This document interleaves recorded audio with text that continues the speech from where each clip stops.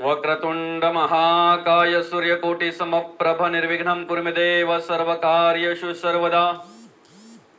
या कुंदेन्दु शारदवलया शुभ्रवस्त्रावृता या विनावरदण्डमण्डितकरा या श्वेतपद्मासना या ब्रह्माञ्जुतशङ्करा प्रभृतिवि देवे सदा वन्दिता। सामान पातु सरस्वती भगवती निशेष जाड्यपहा। पांडुरंग परमात्म्याच्या चरणी नतमस्तक होऊन श्री गणेशाला वंदन करून, सर्व संतांच्या चरणी नमस्कार करून, श्री सद्गुरु चरणी शिरसाष्टांग नमस्कार घालून आजच्या या सेवेच्या 102व्या भागाला आपण सुरुवात करत आहोत। अर्थातच आजचा जो सेवेचा भाग आहे क्रमांक 102। आतापर्यंत आपण 101 भाग श्रवण केलेले आहेत। आजचा जो भाग आहे क्रमांक 102। आपण मागच्या भागामध्ये श्रवण केलं दासबोधातील पहिल्या समासातील पहिल्या दशकातील पहिल्या समासातील 22वी ओवी। पूर्ण ग्रंथ पाहिल्या विन उगाच ठेवी जो दूषण तो दुरात्मा दुराभिमान मत्सरे करी।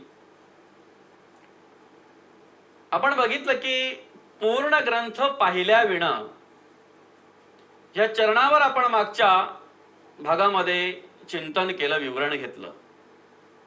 आज आपण त्याच भागाला धरून, त्याच चिंतनाला धरून आजच्या या 102व्या भागामध्ये सुद्धा त्याच प्रकारचं चिंतन करणार आहोत।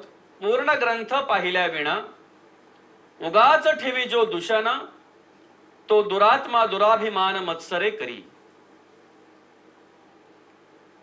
समर्थ म्हणतात की आपण जो पहिल्याच ओवीमध्ये जो प्रश्न केलेला आहे समर्थाला, श्रोते पुसती कोण ग्रंथ काय बोलिले जी येथ, श्रवण केले आणि प्राप्त काय आहे।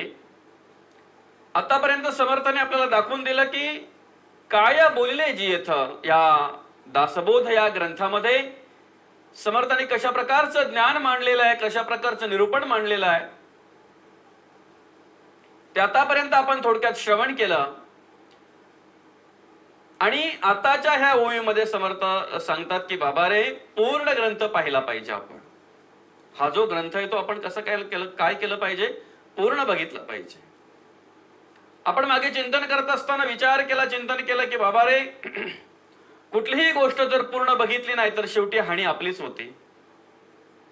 कुठलीही गोष्ट असू द्या, आपल्या संसारातली असू द्या, प्रपंचातली असू द्या, कोणतीही गोष्ट,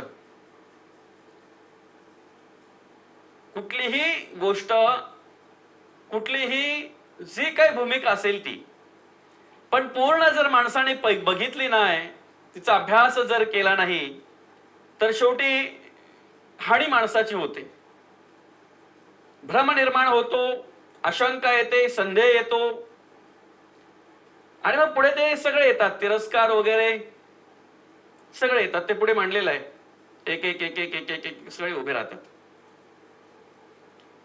पुढे चिंतन करणार आहोत आपण, अभिमाने उठे मत्सर, मत्सरे तिरस्कार, पुढे क्रोधाचा विकार, प्रबळे बळे सगळे उभे राहतात। ते महत्वाचा विषय काय आहे की बाबा रे, कुठलीही गोष्ट जर आहे, कुठलंही दृश्य जर आहे तर ते आपण पूर्ण बघितलं पाहिजे। जर ते पूर्ण बघितलं नाही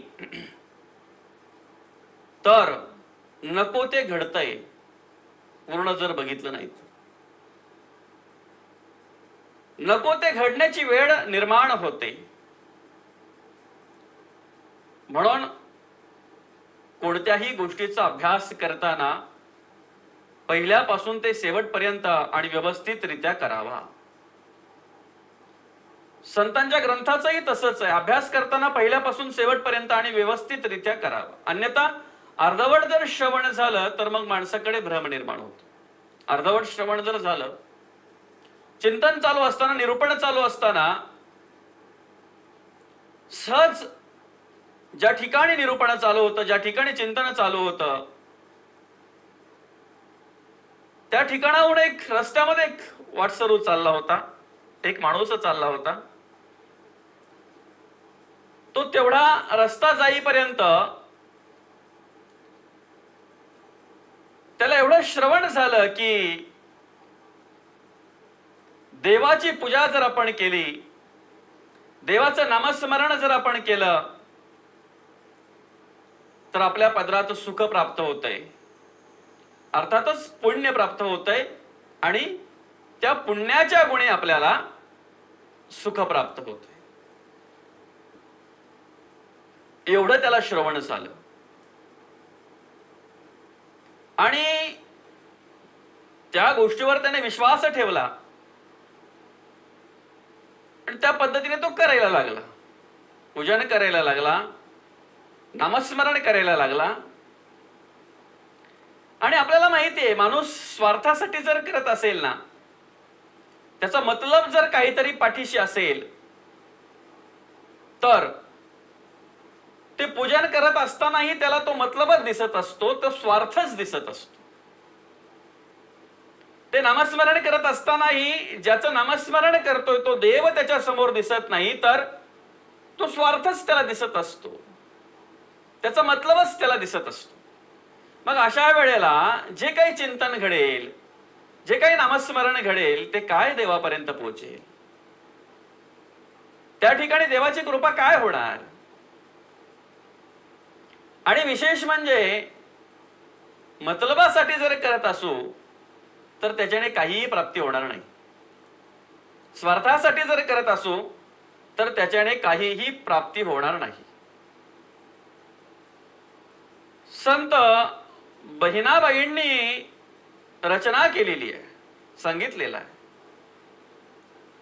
नको धावू जीवा सदा मतलबा पाठी, हिरीताचं देणं घेणं नाही पोटासाठी. किती भरला कणगा भरल्याने होतो रीता, हिरीताचं देणं घेणं नाही डाडोरा करिता. हा जीव जो आहे, मनुष्य देह जो आहे, तो सतत सतत मतलबापाठी फिरत असतो. आणि अध्यात्माकडे ही बरीचशी लोक त्याच पद्धतीने फिरत असतात, त्याच पद्धतीने बघत असतात. परमार्थाकडेही काहीतरी मिळो ऐशी वासना. मागे आपण विचार केला, चिंतन केलं. जनाचा लालची स्वभाव आरंभीच म्हणते देव, म्हणजे मला काही देव ऐशी वासना. याला म्हणतात लालची स्वभाव. आणि त्या लालची स्वभावाने जर मनुष्य परमार्थ करत असेल तर त्याला काय देव दिसणार आहे, त्याला काय देवाची प्राप्ती होणार आहे? बरं, त्याने तेवढंच श्रवण केलं आणि तो लागला देवाचं नामस्मरण करायला, पूजन करायला. पण देवाला अगरबत्ती जरी दाखवत असेल तरी त्याला ते देव दिसत नव्हते. तर ज्या मतलबासाठी तो ते करायचा, ज्या स्वार्थासाठी तो ती पूजा करायचा, तो स्वार्थच त्याच्या मनामध्ये असायचा. बरेच दिवस असं झाल्यानंतर, बऱ्याच दिवस लोटल्यानंतर कुठल्याही प्रकारे त्याच्यामध्ये परिवर्तन घडलं नाही,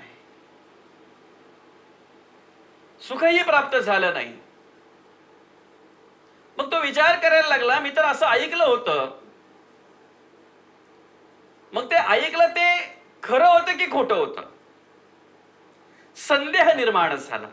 आणि समर्थांना तेच सांगायचं आहे, पूर्ण ग्रंथ पाहिल्या विना. आता त्याच्या आधी काय निरूपण झालं ते त्यांनी श्रवण केलं नव्हतं, त्याच्यानंतर काय निरूपण झालं ते त्यांनी श्रवण केलं नव्हतं. फक्त तेवढं घेऊन तो पळाला. सहज रस्त्यात जाता जाता त्याला एवढं श्रवण झालं की देवाचं पूजन केलं, देवाचं नामस्मरण केलं की माणसाला सुख प्राप्त होते. आणि मग अशा प्रकारे त्या ठिकाणी कर्म घडत असताना, त्या ठिकाणी त्याच्याकडून ते कार्य होत असताना संदेह आला ना, त्याच्याकडे संदेह निर्माण झाला. तो समाजामध्ये सांगू लागला, सगळं खोटं आहे ते, मी ऐकलं होतं पण मला कुठल्याही प्रकारची प्राप्ती झाली नाही. ज्या वेळेला प्रत्यक्ष एका साधू पुरुषाची भेट झाली आणि सत्पुरुषाची भेट झाली, त्यावेळेला त्या सत्पुरुषालाही तो तेच सांगायला लागला की म्हणे, मी असं असं ऐकलं आणि त्या पद्धतीने मी नामस्मरण केलं, पूजन केलं, पण मला काही ते समाधान प्राप्त झालं नाही, मला काही ते सुख प्राप्त झालं नाही. त्यावेळेला त्या सत्पुरुषाने विचारलं त्याला, तू काय करतोयस, तुझा धंदा काय आहे, व्यवसाय काय आहे तुझा, जो काय असेल तो सांगितलं त्याने. आणि घरामध्ये काय स्थिती आहे, आई वडील जे काही आहे, धर्मपत्नी, मुलं, सगळं त्याने जे काही आहे ते वर्णन केलं. कुठल्या प्रकारचं तुम्हाला व्यसन वगैरे, हे सगळं सगळं सगळं ज्या वेळेला त्याच्याकडून त्या सत्पुरुषाने ऐकलं, त्यावेळेला त्यांनी सांगितलं की बाबा रे, संतांचं वचन कधीच खोटं होत नसतंय. संतांचं वचन कधीच खोटं ठरत नसतंय आणि त्याला कोणी खोटं बोलू पण शकत नाही आणि ठरवू पण शकत नाही. म्हणे असं कसं, मग तू तेवढंच ऐकलंस, त्याच्या आधीच ऐकलं का? त्याच्या आधीचं निरूपण असं होतं, त्याच्या आधी जे प्रवचन झालं ते असं होतं की आपल्या आयुष्यामध्ये सत्कर्म करा, उत्तमाचं कर्म आचरण असू द्या, आपले विचार जर स्वच्छ असतील, अंतःकरण जर पवित्र असेल आणि मन जर निर्मळ असेल, हे त्याने ऐकलंच नव्हतं. तर आपण देवाचं पूजन केलं, देवाचं नामस्मरण केलं की आपल्याला सुख, शांती, समाधान प्राप्त होतं. त्यासाठी काय करा, पुण्य कर्म करा, धर्म आचरण करा. जी संतांनी समाज सेवा केली ती समाज सेवा करा, जे आचरण संतांनी केलं ते आचरण करा. हे नंतरचं पण त्याने ऐकलंच नव्हतं. अर्थातच पूर्ण जर आपण अभ्यास केला ना, तर 100% मनास होय विश्रांती समाधान. अर्थातच पुढच्या चरणाचं समर्थाला ह्या ठिकाणी ह्या वेळेला बघा, आतापर्यंत काय केले समर्थांनी, या ग्रंथामध्ये काय बोललेलं आहे ते थोडक्यात सांगितलं. काय बोललेलं आहे, भगवत वाक्या विरहित नसे बोलणे येथीचे. काय बोललेलं आहे ते सांगितलं समर्थांनी. आता तिसरं जे चरण आहे पहिल्या ओवीतलं, श्रवण केल्याने प्राप्त काय आहे, ह्या चरणाचं उत्तर समर्थांना पुढे द्यायचं आहे. त्याआधी समर्थ म्हणतात की बाबा रे, हा ग्रंथ पूर्ण बघा, म्हणजे प्राप्ती मिळणार आहे 100%, फळश्रुती मिळणार आहे. जे सुख, शांती, समाधान आम्हाला हवं आहे, ज्या वस्तूच्या शोधासाठी आपण इकडे तिकडे भरंगळत असतो, फिरत असतोय, ज्या अज्ञानातून आपण नको त्या प्रकारे कर्म करत असतोय, ते अज्ञान जाणार आहे, त्या वस्तूची प्राप्ती होणार आहे, मनाला समाधान, शांती प्राप्ती होणार आहे. पण हे सगळं श्रवण केल्याने प्राप्त काय आहे हे सांगण्याच्या आधी समर्थ म्हणतात, बाबा रे, हे सगळं जे मांडलंय ना, काय बोलिले जी येतं, हे सगळं जे या ग्रंथामध्ये दाखवलंय ना, हे तुला पूर्ण पाहावं लागणार आहे. अर्धवट श्रवण करून चालणार नाही. म्हणजे आपली कर्म जर स्वच्छ असतील, मन जर निर्मळ असेल, अंतःकरण जर पवित्र असेल, धर्माचरण जर आपल्याकडून घडत असेल, तर देवाचं पूजन जर आपण केलं, नामस्मरण जर केलं, तर नक्कीच आपल्याला सुख, शांती, समाधान प्राप्त होणार आहे. आता कर्म जर घाणेरडी असतील, विचार जर वाईट विचार जर असतील, वाईट गुण जर असतील, नको त्याचा संग जर असेल, नको ते व्यसन जर असेल, नको त्या व्यसनाहारी राहून आणि अशा प्रकारे जर मतलबासाठी, स्वार्थासाठी जर तो देवाला अगरबत्ती लावत असेल, दाखवत असेल, देवाच्या पुढ्यात दिवा दाखवत असेल, अशा वेळेला तो नामस्मरण करत असेल, काय घडणार आहे त्याच्याकडून परमार्थ आणि काय त्याला त्याची प्राप्ती मिळणार आहे. म्हणून येथे कर्माचा प्रसंग संतांनी सुरुवातीला पहिले कर्म सांगितलेली आहेत.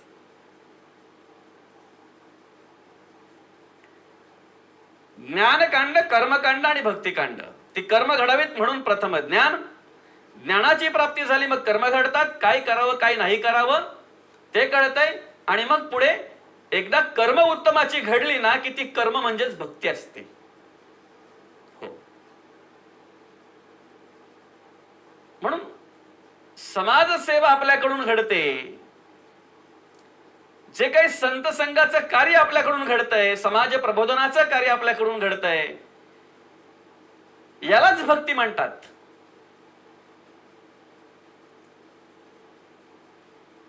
मस्त अगदी समर्थाने एक जाणीव निर्माण करून दिली. माणसाला भूक लागलेली आहे, ती भूक भागवण्यासाठी तो जेवतोय, याला प्रकृती म्हणतात. आपली भूक भागवण्यासाठी समोरच्याच्या ताटातलं खातोय, याला विकृती म्हणतात. किंवा भूक लागलेली नसताना मनाला आवडलं म्हणून खातो, याला विकृती म्हणतात. पण आपण खात असताना समोरचा मनुष्य भूकचे आहे आणि त्याची भूक पहिले जो भागवतोय, त्याच्या भुकेचा पहिला जो विचार करतोय, याला संस्कृती म्हणतात, याला समाजसेवा म्हणतात, याला धर्म आचरण म्हणतात आणि यालाच संतांच्या कृपेने भक्ती म्हणतात. म्हणून मागे आपण चिंतन करता करता विचार केला की बाबा रे, वेदांचा अभ्यास नक्कीच करावा, पण वेदांचा अभ्यास करता करता समोरच्याच्या वेदनांचा पण अभ्यास करावा, याला भक्ती म्हणतात. किती सोपं आहे ना. अर्थातच हे कर्माचरण जर आपलं उत्तम असेल, हे विचार जर आपले उत्तम असतील, तर त्याच्यातूनच देवाची भक्ती घडत असते, त्याच्यातूनच देवाचं नामस्मरण घडत असतंय आणि ते नामस्मरण देवापर्यंत पोचत असते. म्हणून त्याला पटलं ते.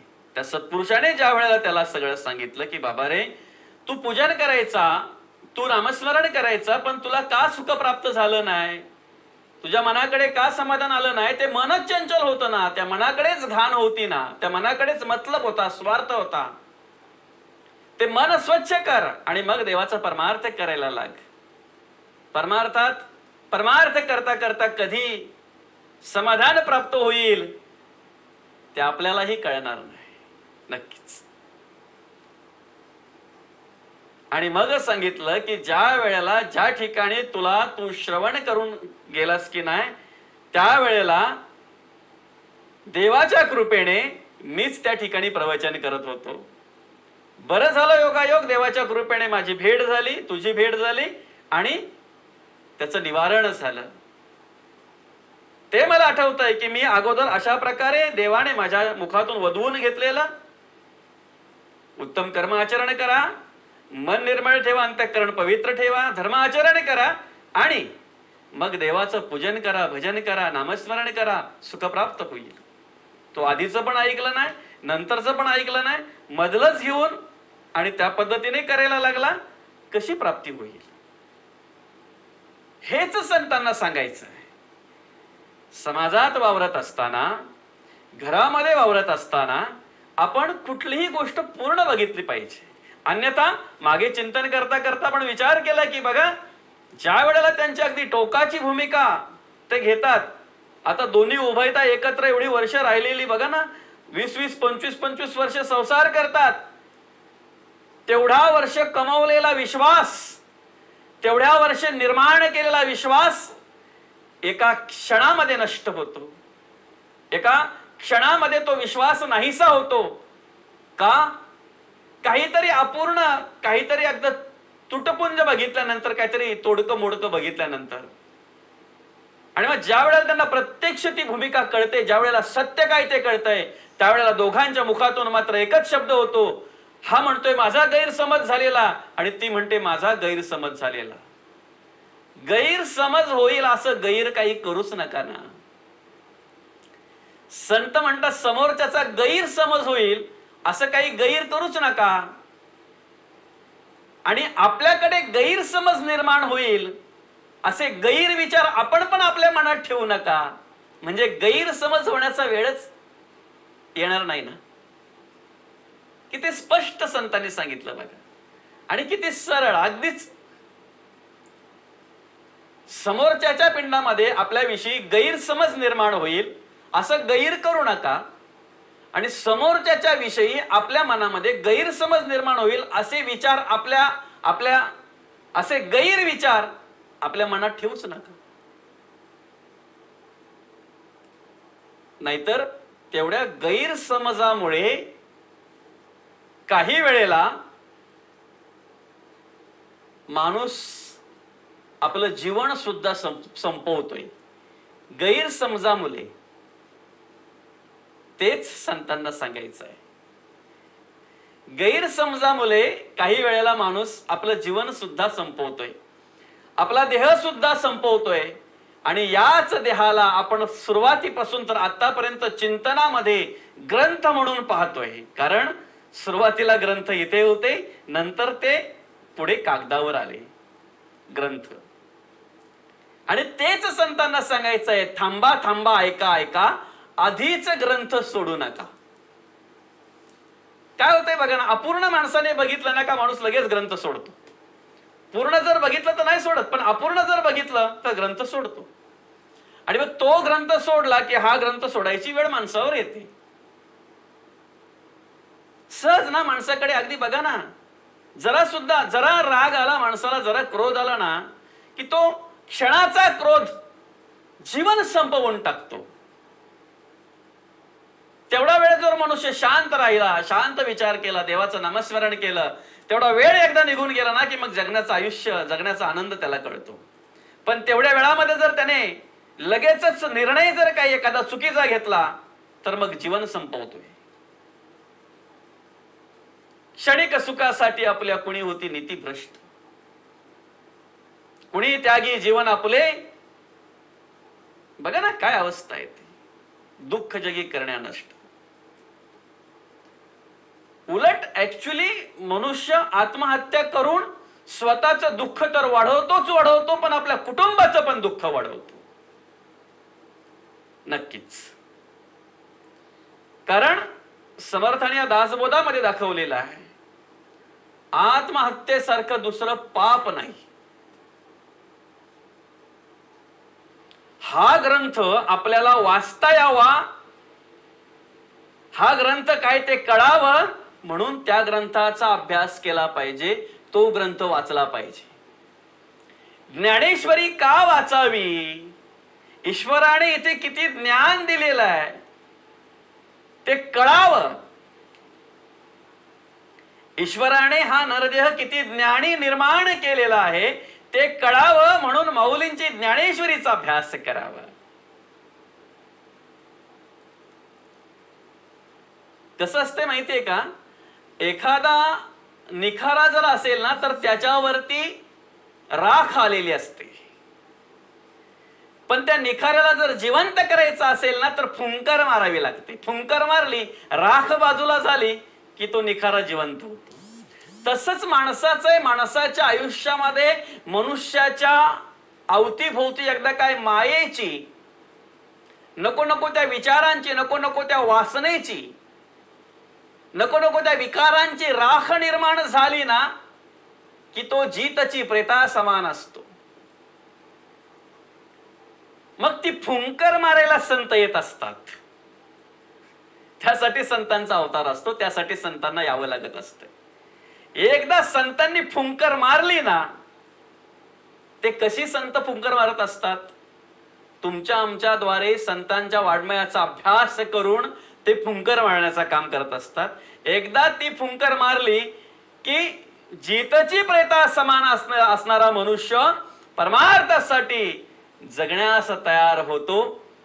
संसारातही कार्य करण्यासाठी त्याला स्फूर्ती निर्माण होते, पण त्या ठिकाणी सुद्धा त्याला परमार्थच दिसत असतो सर्वत्र. म्हणून कितीही मोठं संकट येऊ द्या, कितीही मोठं,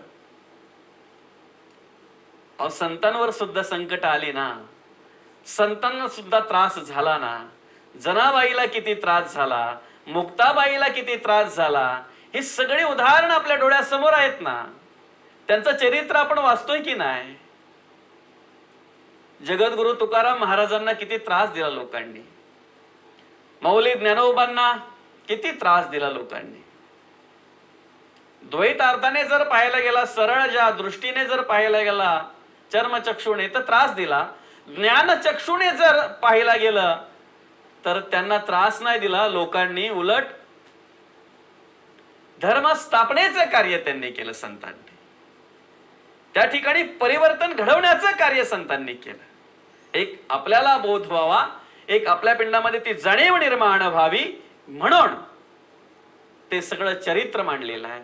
आणि मग त्या चरित्राचा अभ्यास आपण करावा ना, की चरित्रामध्ये जर असं दाखवलेलं आहे की त्यांना एवढा त्रास झाला, पण आपल्याला तर काहीच नाही ना. मग जरा कुठे माणसाच्या मनाविरुद्ध झाले की का टोकाची भूमिका माणूस घेतो. त्यासाठी संतांचे ग्रंथ पूर्ण पहावेत. पूर्ण ग्रंथ पाहिल्या विणं, ते ग्रंथ पूर्ण बघितले की ह्या ग्रंथाची जाणीव आपल्याला होते. अन्यथा परत परत समर्थाला सांगावं लागतंय, थांबा थांबा, ऐका ऐका. हे स्मरणात ठेवलं पाहिजे आपण.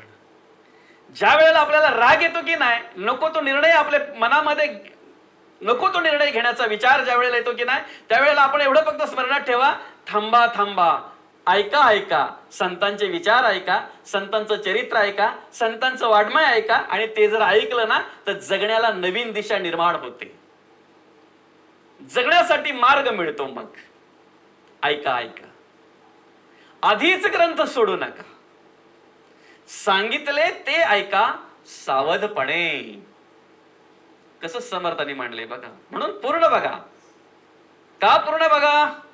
करुणे अवघा तत्व झाडा, सारा साराचा निवाडा, सावधपणे ग्रंथ सोडा, सुखे नावे. हा ग्रंथ जर आपल्याला सावधपणे सोडायचा असेल तर त्यासाठी शेवटच्या श्वासापर्यंत संत चरणाची गरज आहे, संत विचारांची गरज आहे. सुखाने, समाधानाने आणि समर्थांच्या स्मरणामध्ये, एवढंच नव्हे तर देवाच्या स्मरणामध्ये, पांडुरंग परमात्माच्या स्मरणामध्ये जर आपल्याला अखंड शेवटच्या श्वासापर्यंत जर कार्य करायचं आहे तर त्यासाठी हे श्रवण महत्वाचं आहे, हा परमार्थ महत्वाचा आहे. जर संतांचे ग्रंथ आपण पूर्ण बघितले, जर संतांचे ग्रंथ आपण वाचले तर हा ग्रंथ आपल्याला वाचता येईल, हा ग्रंथ आपल्याला त्याच्यातूनच पूर्ण पाहता येईल. कारण पिंडी ते ब्रह्मांड असं संतांनी सांगितलेलं आहे. बरा तो पिंडाचा शोध घ्यावा, मग ब्रह्मांड विवरावा. जे ब्रह्मांडात सगळं दिसतंय की नाही ते पिंडात आहे. मग पिंडात आहे ते शोधण्यासाठी ग्रंथ शोधले पाहिजेत. ग्रंथाच्या अभ्यासातून पिंड दिसतंय, पिंडाचा अभ्यास केला की ब्रह्मांडाचा बरोबर अभ्यास मनुष्य करायला लागतो. म्हणून बरा तो पिंडाचा शोध घ्यावा आणि मग ब्रह्मांड विवरावा. करू तेवढं चिंतन थोडंच आहे. पूर्ण ग्रंथ पाहिल्या विणं.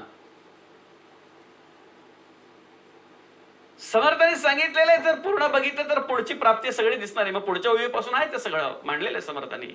श्रवण केल्यानंतर आपल्याला काय प्राप्त होणार आहे ते मिळणारच आहे, ते कळणारच आहे, त्याची प्राप्ती आपल्याला 100% होणारच आहे. पण त्यासाठी त्याआधी आपण काय केलं पाहिजे? संतांचा पूर्णपणे अभ्यास केला पाहिजे. आणि तो पूर्ण अभ्यास जर आपल्याकडून घडला, तो पूर्ण अभ्यास जर आपण केला तर ती स्थिती आपल्याला प्राप्त झाल्याशिवाय राहणार नाही. जी संतांना अपेक्षित आहे, जी देवाला अपेक्षित आहे, ती स्थिती आपल्याला प्राप्त झाल्याशिवाय राहणार नाही. म्हणून तो पूर्ण अभ्यास आपल्याला व्हावा, ते पूर्ण चरित्र आपल्याला कळावं, असं नम्र निवेदन, अशी नम्र प्रार्थना आपण समर्थांच्या चरणी करूया. पांडुरंग परमात्म्याच्या चरणी अशी नम्र प्रार्थना आपण करूया. आणि आजच्या या भाग क्रमांक 102 या सेवेला, या ठिकाणी ही सेवा समर्थ चरणी अर्पण करून आणि पूर्णविराम देऊया. रामकृष्ण हरी, रामकृष्ण हरी, रामकृष्ण हरी.